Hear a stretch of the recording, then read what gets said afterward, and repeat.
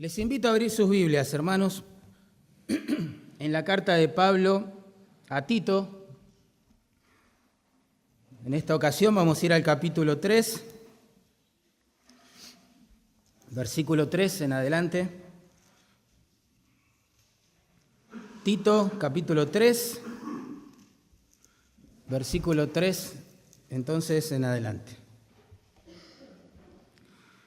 Se cuenta que el predicador inglés George Whitefield, ahí está, no me salía, al ver a un criminal que llevaban a la horca, reflexionó y dijo: ese, si no fuera por la gracia de Dios, podría haber sido yo.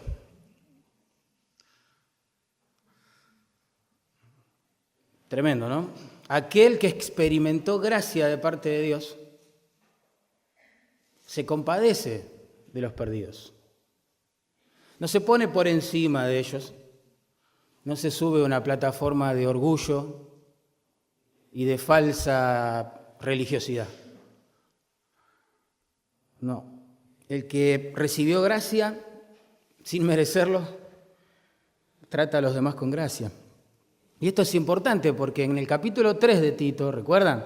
El domingo pasado lo hemos visto, versículos 1 y 2, Pablo le dice a Tito que exhorte a los hermanos de las iglesias allá en Creta a que se sujeten a las autoridades, las respeten, las obedezcan, que traten con amabilidad, mansedumbre a sus vecinos, por más impíos, paganos que sean.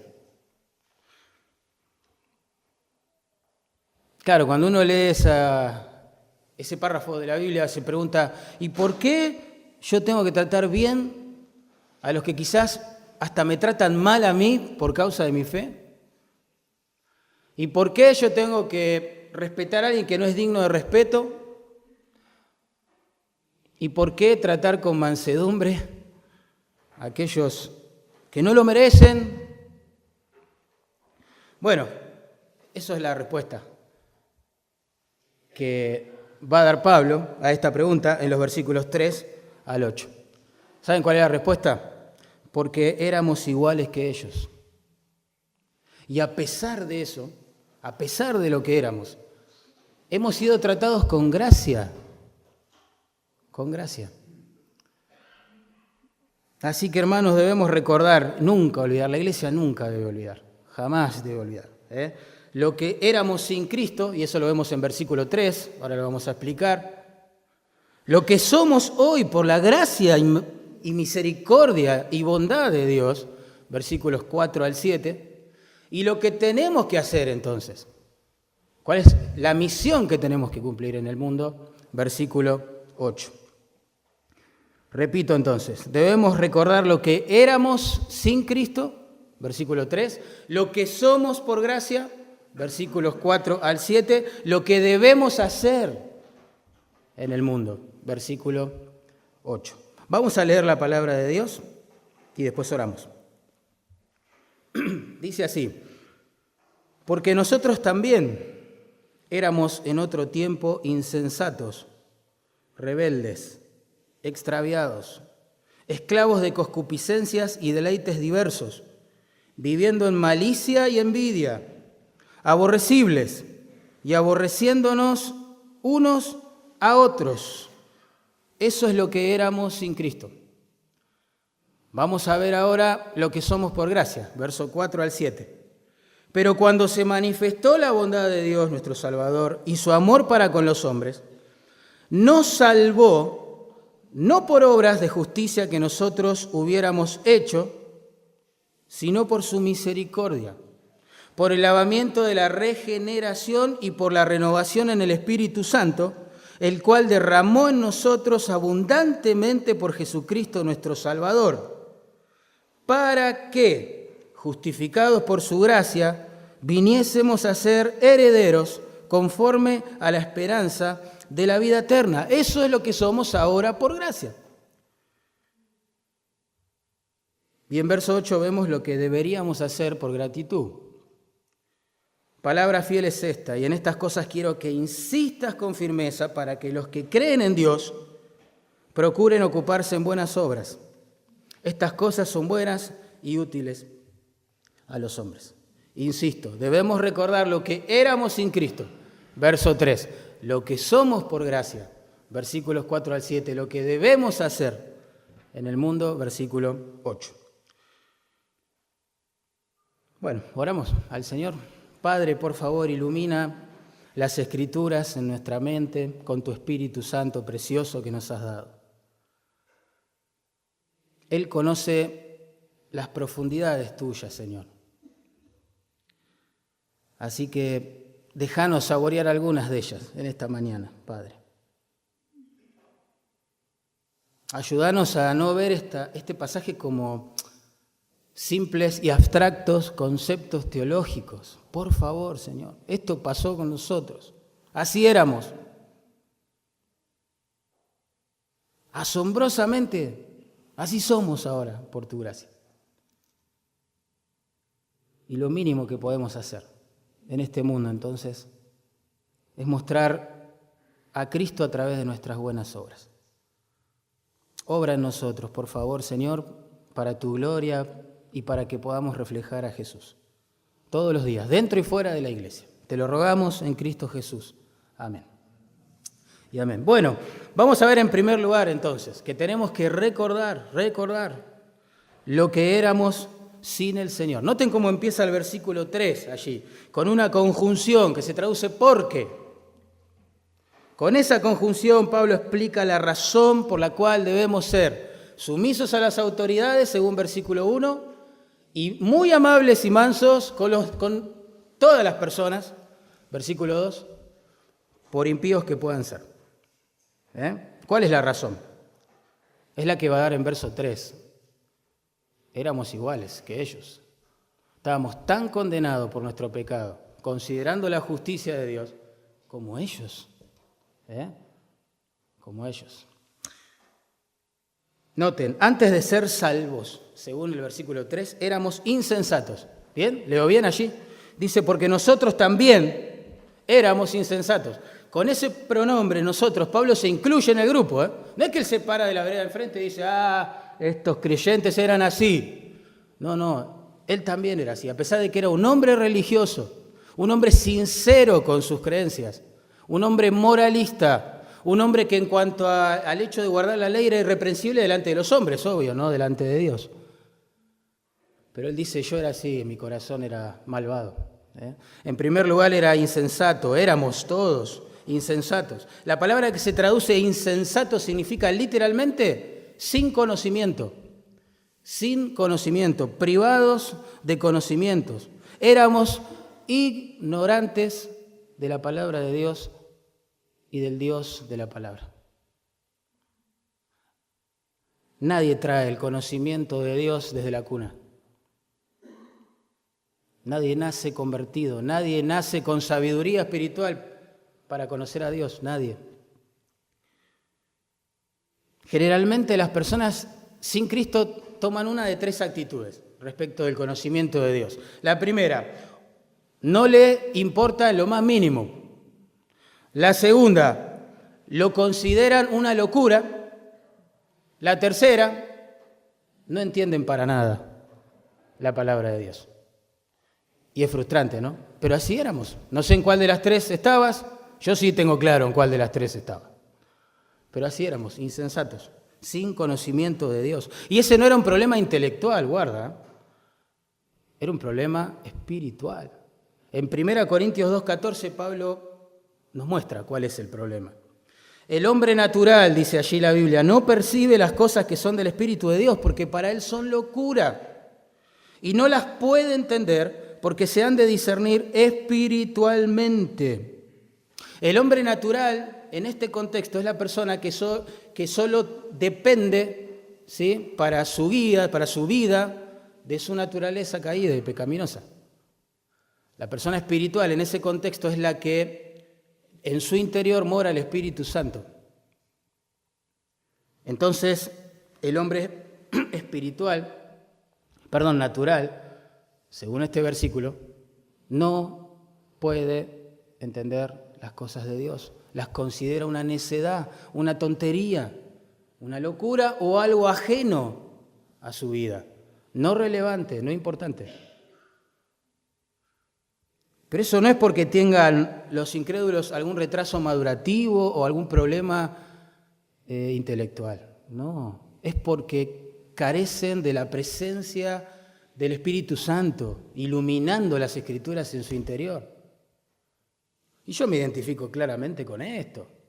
Hermano, antes que el Señor me salvara, yo no había leído un solo versículo de la Biblia. No sabía ninguna canción con letra bíblica.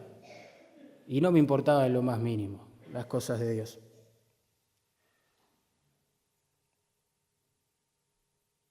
Me asombra pensar en eso.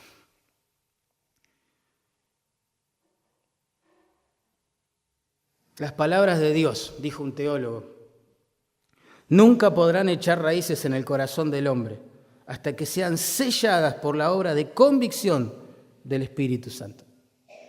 En Efesios 4:18 Pablo se explayó un poquito más al respecto y dice que el entendimiento del hombre natural está entenebrecido. La idea es a oscuras. No puede ver a Dios. Y esa es la explicación por la cual le hablamos del Señor, queremos que ame al Señor, que cante al Señor, que adore al Señor, que dependa del Señor.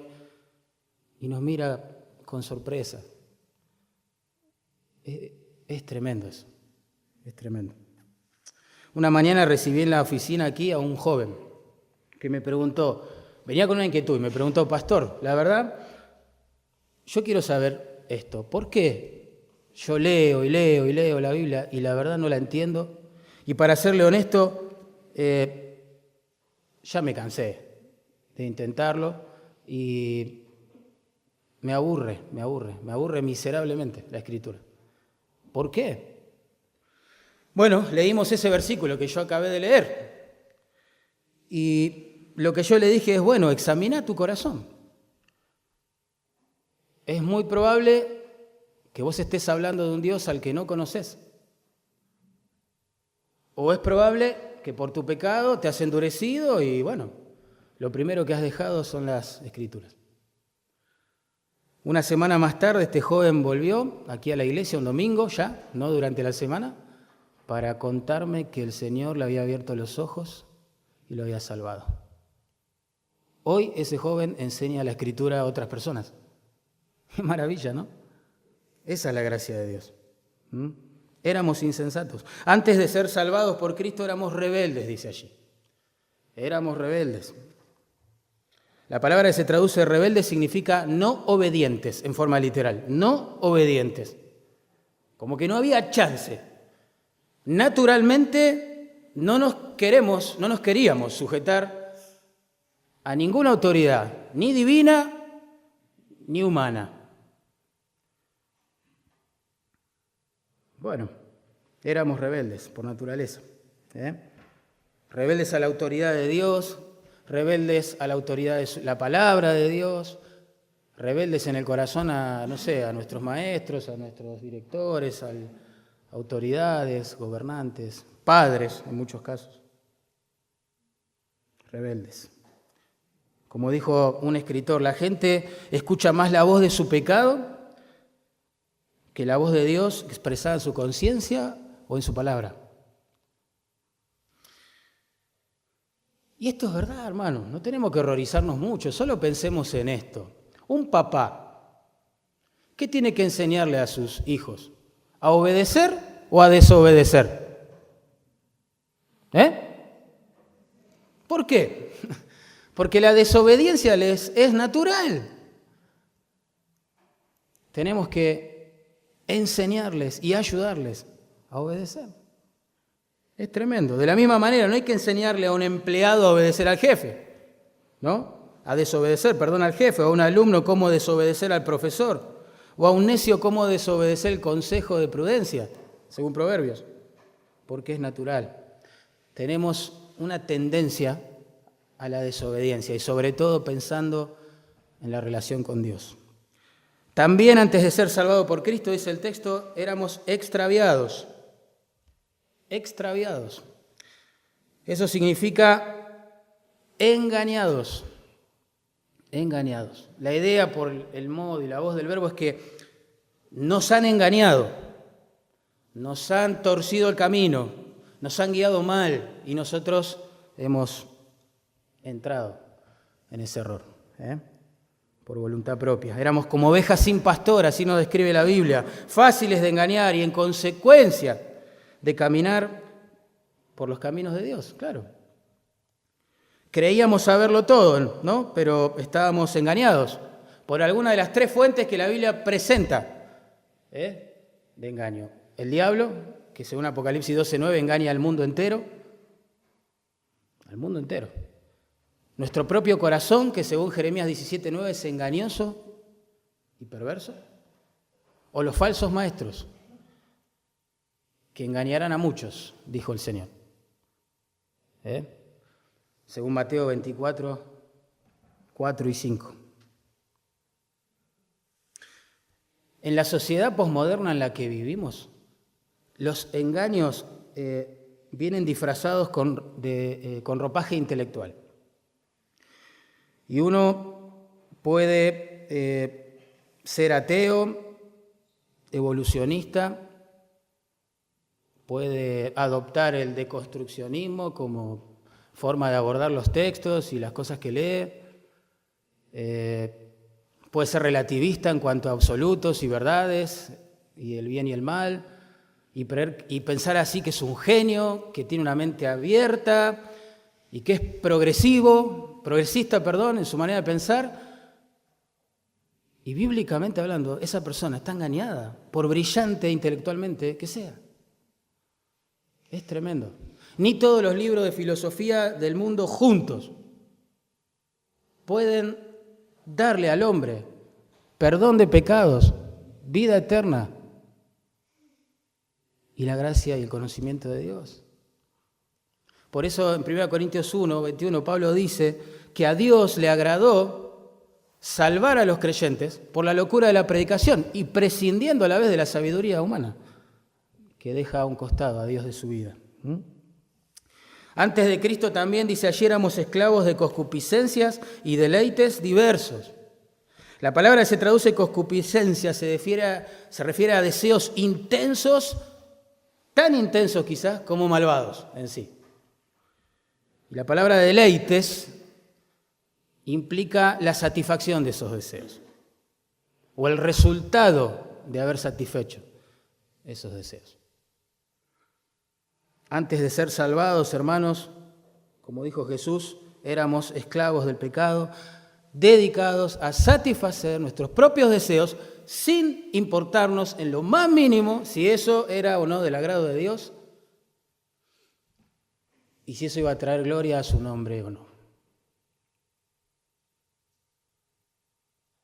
Aunque elegíamos pecar, claramente, no teníamos ni el deseo ni la capacidad de hacer otra cosa que eso, practicar el pecado. Solo elegíamos de qué manera pecar. Pero el hombre en su pecado no es libre para amar a Dios, ni para obedecer a Dios, ni para glorificar su nombre. Por eso el religioso con el tiempo se vuelve o hipócrita o cínico o ateo, porque es frustrante vivir así, tratando de conformar la vida a un patrón que nadie alcanza. Eso hacían los fariseos con el pueblo. Le ataban cargas pesadas en sus hombros que ellos no estaban dispuestos a mover con un dedo, dijo el Señor. Esa es la hipocresía de la religión.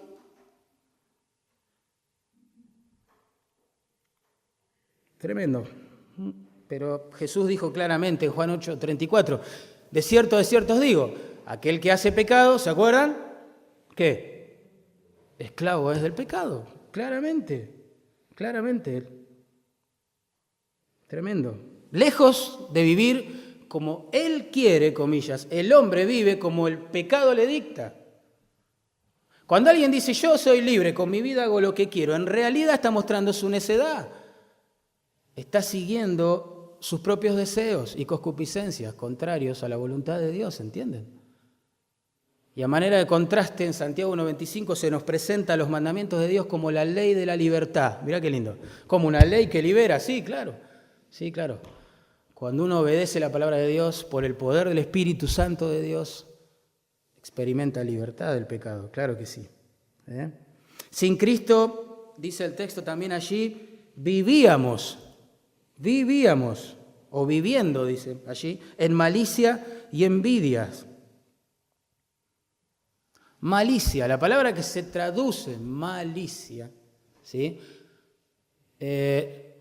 Describe el mal, pero que está dentro de las personas. No necesariamente acciones malvadas, sino un carácter malvado, deseos malvados, pensamientos malvados, motivaciones erradas, deseos sucios y pecaminosos. Es el mal que va por dentro, así lo definió un teólogo, el mal que va por dentro, que se traduce en forma de malos pensamientos, malos deseos, malas motivaciones. Lo que el texto dice claramente, que antes de ser salvado por Cristo, vivíamos deseando cosas malas, pensando en cosas malas, mirando cosas malas y haciendo cosas malas. Definiendo el mal y el bien siempre, nunca nos olvidemos de esto, bajo los parámetros de Dios. ¿Sí? Quizás el mundo aprobaba nuestro estilo de vida, pero para Dios todo lo que no glorifica su nombre es malo, es maldad. Qué bárbaro esto, ¿no? Yo aprendí algo a la luz de textos como estos, ¿no? Que las buenas obras no son sinónimos de un buen corazón ni de buenos pensamientos, ni de buenas motivaciones tampoco. Uno puede dar dinero a los pobres, hacer servicio en la iglesia, cual sea, cantar alabanzas, y por dentro estar resentido con medio mundo, ser un envidioso, un codicioso, un egoísta, un malvado, un inmoral. Buenas obras externas no es sinónimo de buen corazón. Sin Cristo, dice el texto, vivíamos también envidiando. Wow, había envidia en el corazón. La palabra se traduce envidia, describe el sentimiento de disgusto que se produce en uno cuando ve el bienestar del otro. Esa es la envidia. La envidia, bíblicamente hablando, es cruel y muy peligrosa, muy peligrosa. Tremendo. No nos daría el tiempo ahora, pero la envidia, según Génesis 37:11, fue la que lanzó a José, ¿se acuerdan de José? Dentro de la cisterna, para ser luego vendido a los madianitas y finalmente terminar como esclavo en Egipto. La envidia fue. En 1 Samuel 18:9, la envidia fue la que hizo que Saúl persiguiera y quisiera dar muerte a David por casi 14 años. En Mateo 27:18, la envidia es la causante de que los religiosos judíos quisieran y pidieran crucificar al Señor de la gloria. Y según Hechos 5:17, fue la envidia de los líderes religiosos también la que provocó la persecución de los primeros cristianos. No es un tema menor. La envidia consume el mundo interior de quien la posee. En Job capítulo 5, versículo 2 dice esto la Biblia: al codicioso lo consume la envidia. Proverbios 14:30 dice que la envidia es carcoma de los huesos. Nosotros diríamos hoy es como un cáncer en los huesos.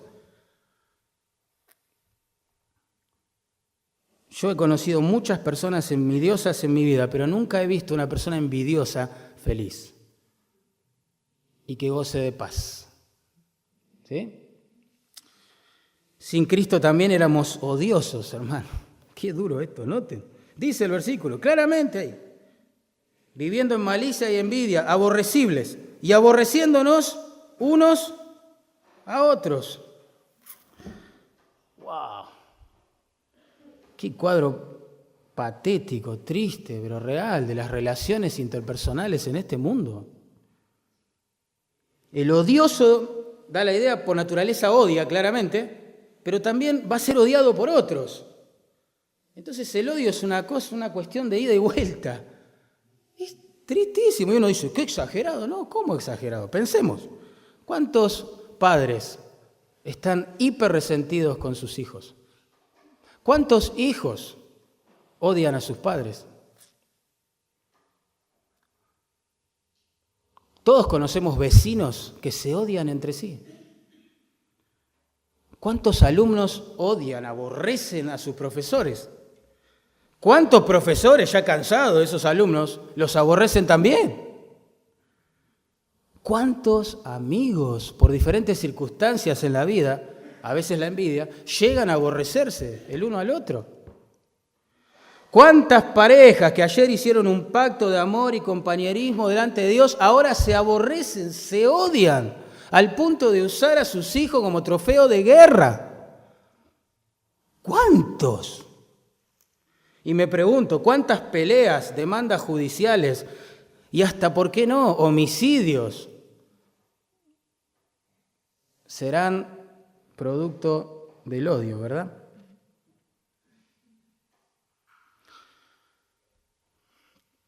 Quizás alguien está un poco incómodo en esta mañana.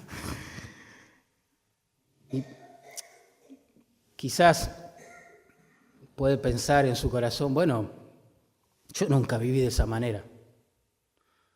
Pablo está hablando de esa gente mala que estaba en Creta.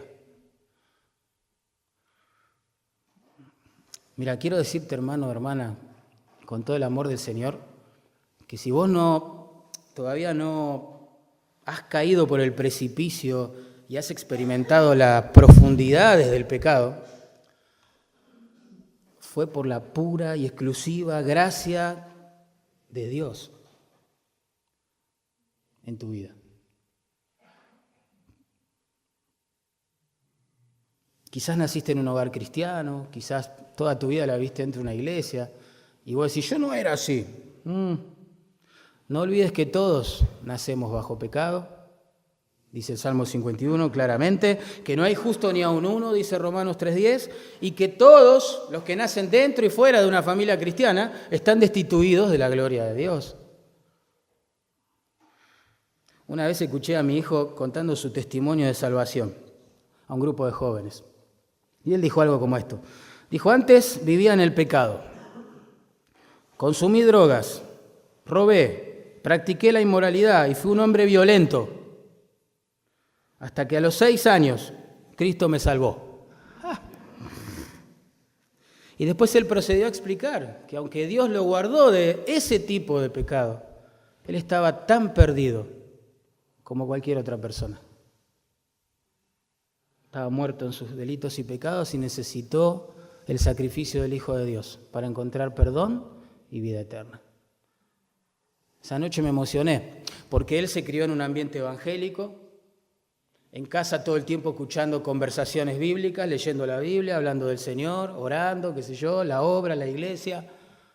El evangelio se lo sabía de memoria, sus amigos eran todos cristianos.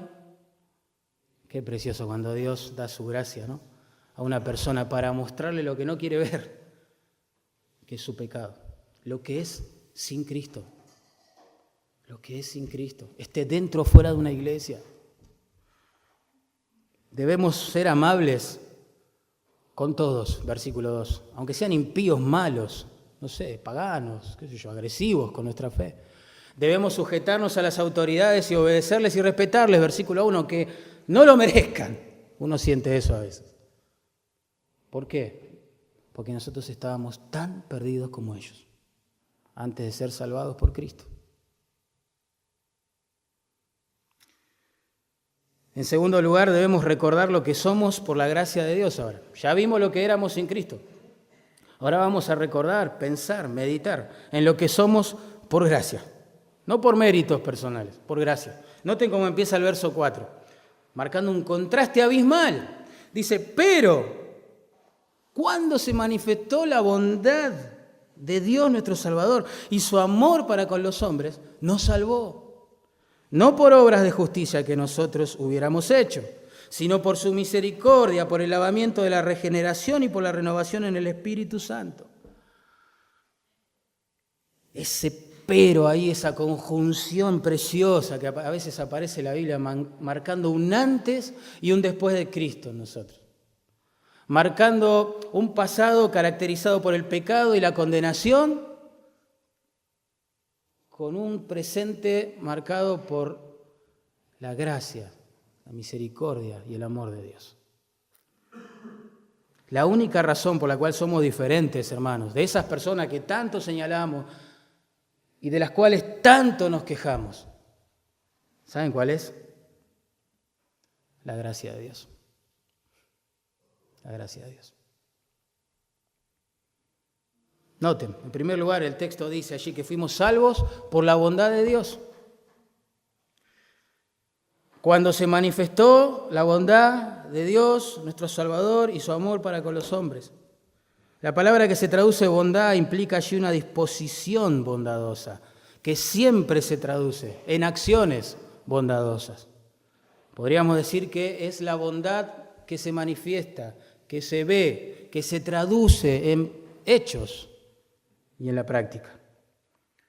Así que nuestra salvación del pecado, del poder del pecado o la esclavitud al pecado, nuestra salvación de la pena del pecado, la condenación eterna que merecemos por haber pecado, nace en el corazón bondadoso de nuestro Dios.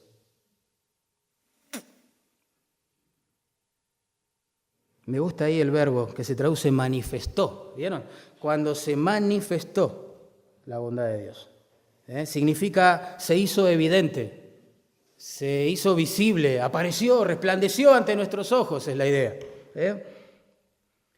Dios, en algún momento específico de la historia, nos mostró su bondad. Dios siempre ha sido bueno, hermano. Siempre. 1000 años antes de Cristo, el salmista escribió, Salmo 100, verso 5, porque Jehová es bueno. Y en el Salmo 119, 168, que es uno de mis versículos que amo, dice así, bueno eres tú y bienhechor. Qué lindo. Pero hubo un momento específico en la historia donde esa bondad se hizo evidente, se manifestó, se hizo visible y resplandeció a los ojos del mundo malvado, del versículo 3. La cruz de Cristo. Porque allí, ¿saben qué? Quedó expuesto. Que a pesar de que en su justicia Dios debería condenarnos por nuestro pecado, eso es lo que merecemos. Eso no es crueldad. Eso es lo que merecemos. En la cruz ha mostrado su bondad, sacrificando a su amado y propio y unigénito Hijo en nuestro lugar. La paga del pecado es muerte, dice la Biblia. Cristo murió por nosotros. No hay acto de bondad mayor que ese. No hay, no existe. Nadie puede ser más bueno que Dios. ¿A qué clase de personas, pensemos, Dios le mostró su bondad? A la del versículo 3, a los insensatos, rebeldes, extraviados, esclavos de sus pecados, a los malos, envidiosos, odiosos. Asombroso. Salvados por la bondad de Dios, hermanos. Salvados por el amor de Dios, dice el texto, noten. Pero cuando se manifestó la bondad de Dios nuestro Salvador y su amor para con los hombres, ¿ven? Nos salvó, su amor para con los hombres. Dios siempre, insisto, pensando de la misma forma que en su bondad, siempre ha sido amoroso. En el peor momento de su pueblo, espiritualmente hablando, les dijo en Oseas 14:4, yo os amaré de pura gracia. Dios siempre fue amoroso, Dios siempre fue amor. A Él no le cuesta ser amoroso, no aprende a ser más amoroso hoy que ayer. Él es amor. 1 Juan, capítulo 4. Pero el amor y la bondad de Dios para con los pecadores se hicieron claramente visibles, notorios en el Calvario, en la cruz de Cristo. Romanos 5:8 dice eso, ¿no? Mas Dios muestra, otra vez, pone en evidencia su amor para con nosotros. ¿De qué manera? En que siendo aún pecadores, Cristo murió por nosotros. Nadie puede amar más que Dios. Nadie. Cualquiera dará su causa, su vida por alguna causa justa o por alguna persona buena, dicen los versículos anteriores. Pero Dios muestra su amor para con nosotros, en que siendo aún pecadores, Cristo murió por nosotros.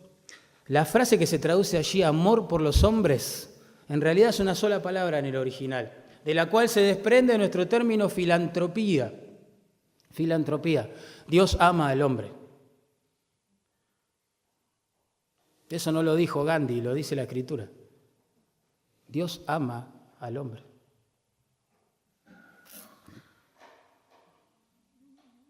Qué tremendo, ¿no? No sé por qué a veces queremos torcer esta verdad tan clara en la Escritura. ¿Por qué nos preocupa cuando alguien habla mucho del amor de Dios? Como si una persona que predicara del amor de Dios, no sé, quisiera ocultar otros atributos de él a propósito para que la gente piense que está todo bien con él, pero no es así. El amor de Dios no nos hace pensar de esa manera. El amor de Dios nos hace pensar que siendo aún pecadores, Cristo murió por nosotros. Dios es filántropo, eso es lo que significa la frase. Es amador del hombre, tremendo eso. ¿Qué dice Juan 3:16? De tal manera amó Dios al mundo. Algunos dicen amó a la creación en general, no, al mundo. ¿Y cómo sabemos que habla de las personas que están en el mundo? Porque después dice, para que todo aquel que en él, está hablando de personas, no de cosas. Y de personas individuales que son llamadas a arrepentirse y creer.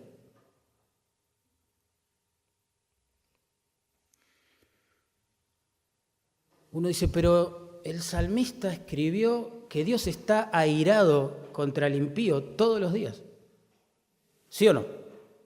Claro que sí, obvio. Y hay lenguaje más fuerte que el del Salmo 7, el Salmo 9, en cuanto a eso. Claro que sí. Dios odia el pecado, aborrece el pecado. Eso está muy claro en las Escrituras, muy claro. Pero quiero decirles algo. Él ama a sus enemigos. Por eso nos manda a amar a nuestros enemigos. Es más, de entre sus enemigos es que Él elige a su pueblo. Colosenses 1:21 dice, y a vosotros también, que erais en otro tiempo extraños y enemigos, mirá, en vuestra mente, haciendo malas obras, ahora os ha reconciliado. El que piensa que nació siendo amigo de Dios, tiene que reevaluar qué evangelio está creyendo.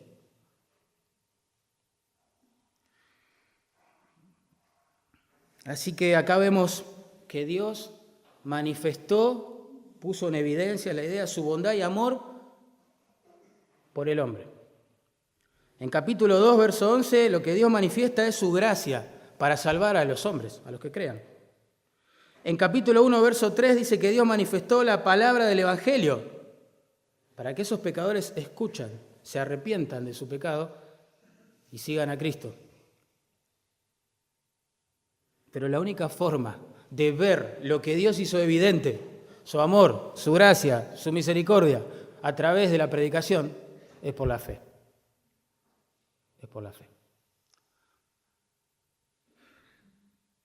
El Señor dijo claramente a la multitud que le escuchaba, arrepentíos y creed el Evangelio. ¿Saben qué es el arrepentimiento? Es volverse a Dios. Es volverse a Dios. Yo iba por el camino del pecado, ese era el único camino para mí. Me confronta el Evangelio, me muestra mi maldad, me muestra lo que merezco por mi pecado, pero también me muestra a Cristo. El amor, la gracia y la misericordia de Cristo y me vuelvo a Él.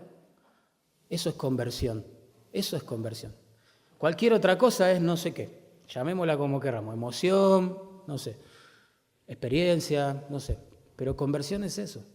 La persona iba caminando derechito al infierno por causa de su pecado y de golpe se encuentra con la luz del Evangelio y empieza a seguir a Cristo.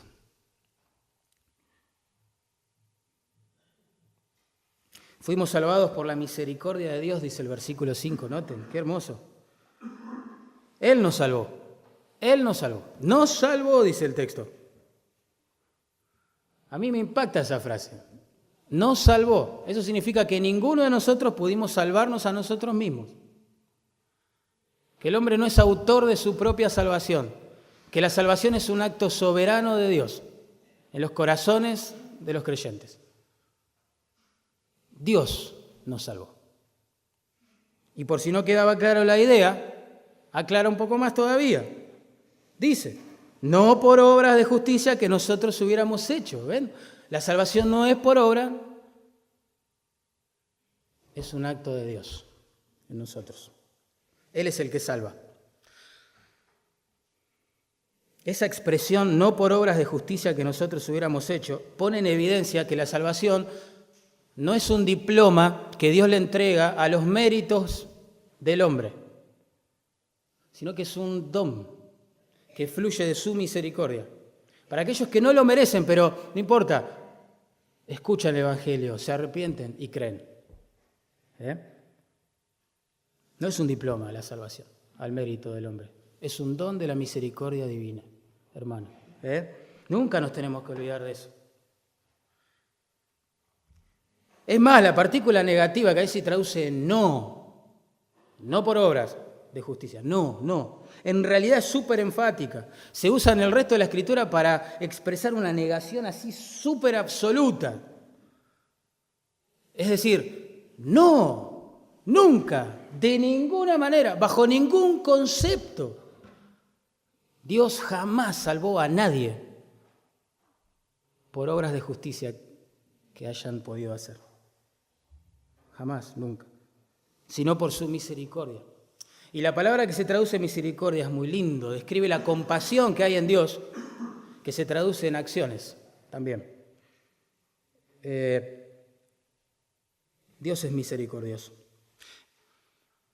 Él ha pasado nuestras miserias por su corazón e ideó un plan de salvación maravilloso antes de que cayéramos en pecado, mirá vos, antes de crearnos, que incluía la muerte de su amado Hijo. Y uno dice, miseria, ¿qué miseria?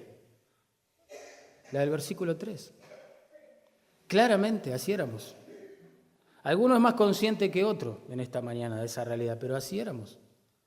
Y potencialmente hablando, todos nosotros. Tremendo que un Dios tan santo, tan justo, ame a personas como las del versículo 3 y de entre ellas saque a su pueblo. Qué hermoso que es el Evangelio, por favor. Nos despoja de soberbia, de orgullo, de méritos y nos reviste de la justicia de Cristo. Y con esa justicia, con este nuevo ropaje que se nos ha dado por gracia, estamos confiados, esperando la vida eterna en su manifestación total en el cielo, ¿no? Tremendo. Dios se compadeció de nosotros. Dios me vio a mí perdido en mis delitos y pecados, muerto, ajeno a su palabra, a su gloria. Y tuvo compasión de mí, hermano. Y me salvó. Yo no nací en la iglesia, ¿no? Nunca habría pensado en mi vida llegar a ser pastor, predicador. ¿Qué? Ni loco. Ni loco. Nunca había pisado una iglesia, hermano. Dios vio mi miseria y se compadeció. Qué grande.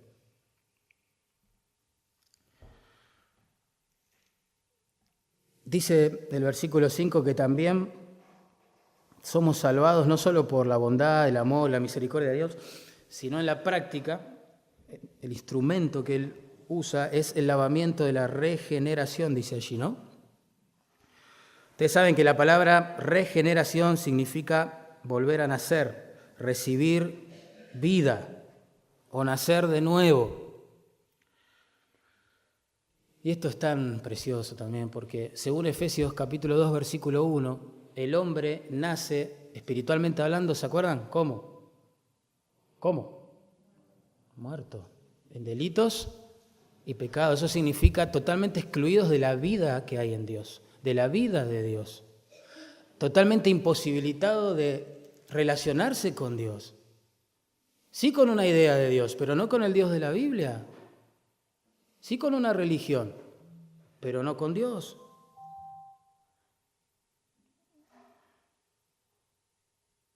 Tremendo. Pero cuando cree en Cristo Jesús esa persona y se arrepiente de su pecado, Dios le da vida. Eso significa la regeneración. Es Dios dándole vida a alguien que estaba muerto. Alguien que no podía responder a Dios, no podía escuchar a Dios, no podía ver a Dios, no podía entender la palabra de Dios, pues estaba muerto. Tenía un corazón de piedra para Dios, insensible a Dios. Ahora tiene vida, la vida de Dios en él. Entonces hay una comunión, una relación viva entre esta persona que nace de nuevo y Dios. ¿Qué instrumento usa Dios para dar vida a los muertos, espiritualmente hablando? Su palabra. Dice 1 Pedro 1:23, allí se nos recuerda que hemos sido renacidos, no de simiente corruptible, sino incorruptible, por la palabra de Dios, que vive y permanece para siempre. Una persona que está muerta en delitos y pecados necesita escuchar el Evangelio, la palabra de Dios, para poder recibir vida nueva. ¿Bien?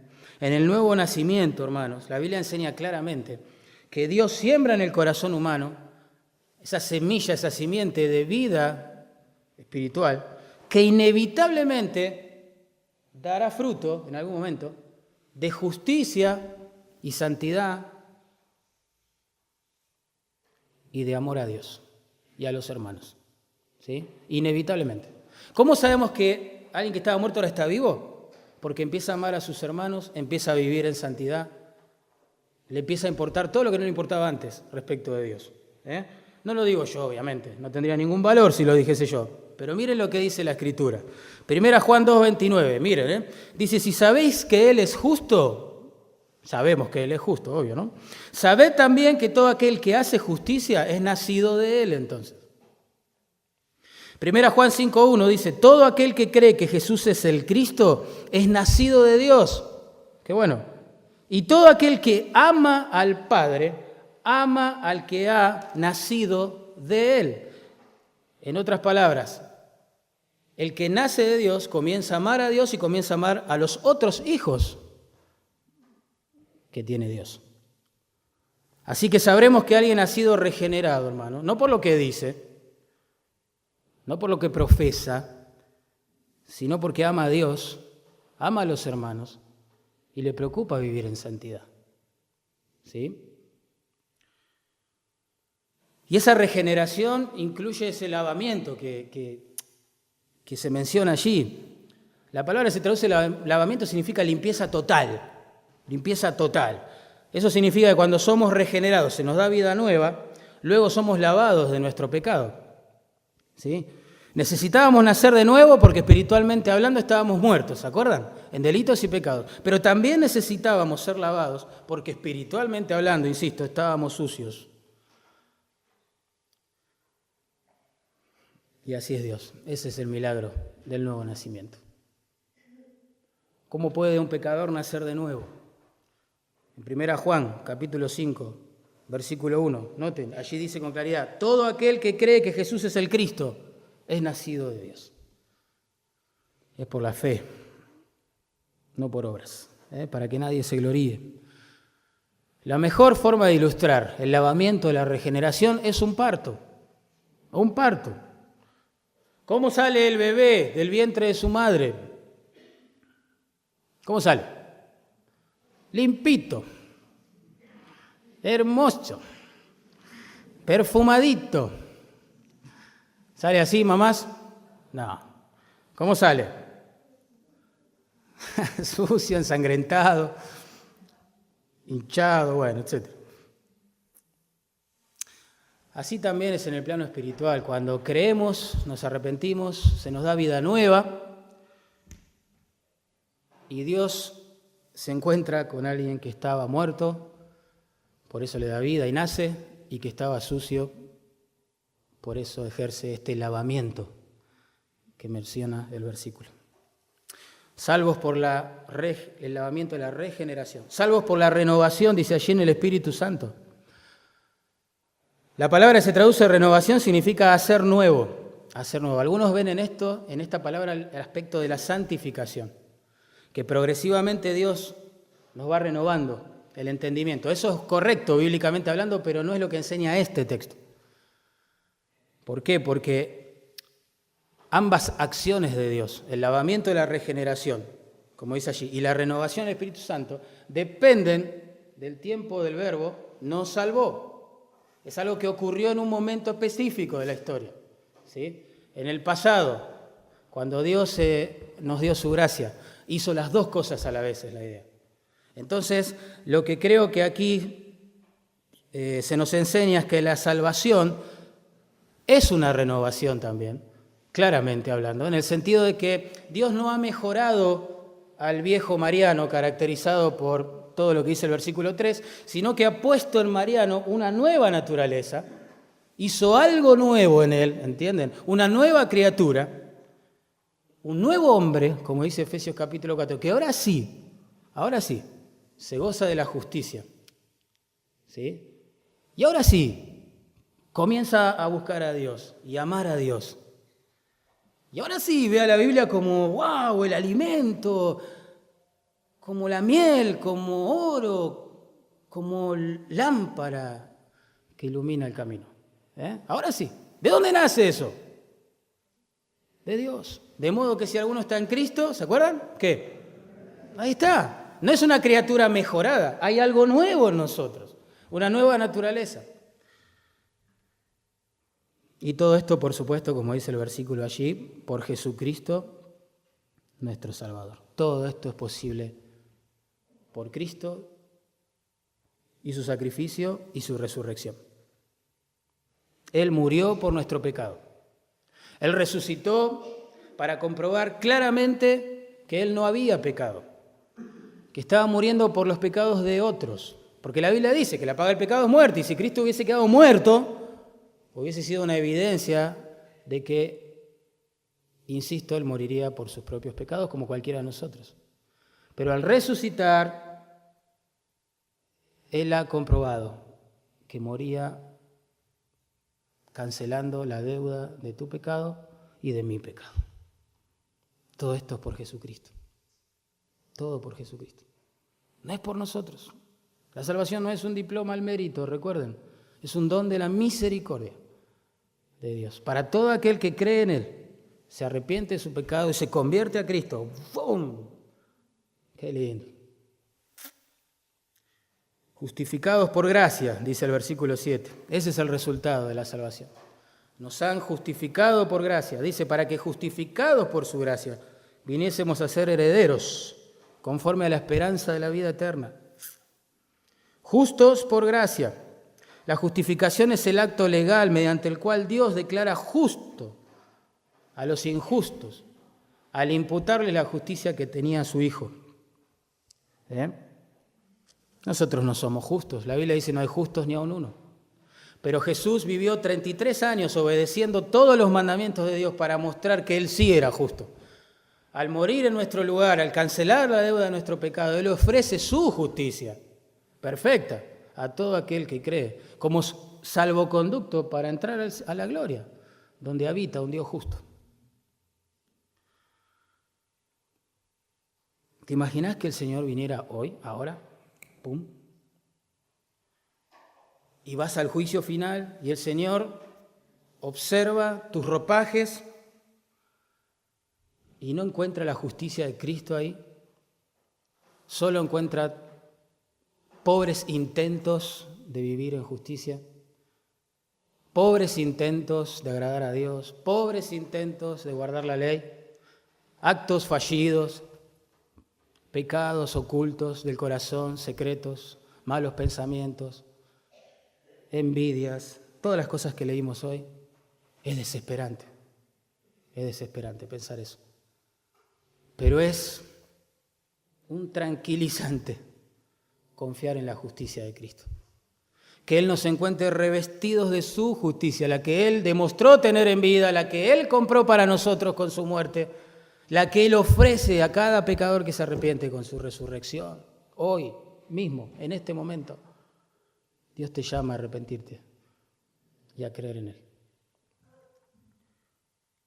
Cuando una persona entiende todo esto, se da cuenta que encima es heredero de una vida eterna, como dice allí, bueno. No puede vivir de otra forma que la que dice el verso 8, noten.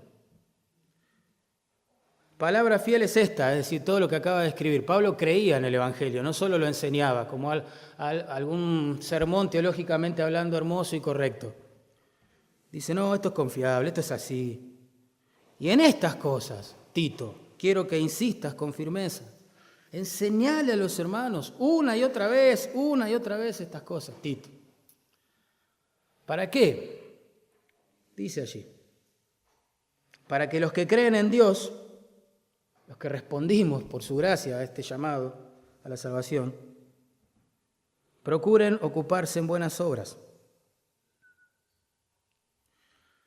Procuren ocuparse en buenas obras. Yo estoy convencido por el contexto de todo lo que viene hablando en capítulo 3, de sujetarse a autoridades, respetarlas, todas esas cosas, tratar con amabilidad a los que no se lo merecen, que estas buenas obras tienen que ver con adornar el Evangelio. Todo lo que hacemos, dentro y fuera de la iglesia, para adornar el Evangelio ante los ojos de los incrédulos.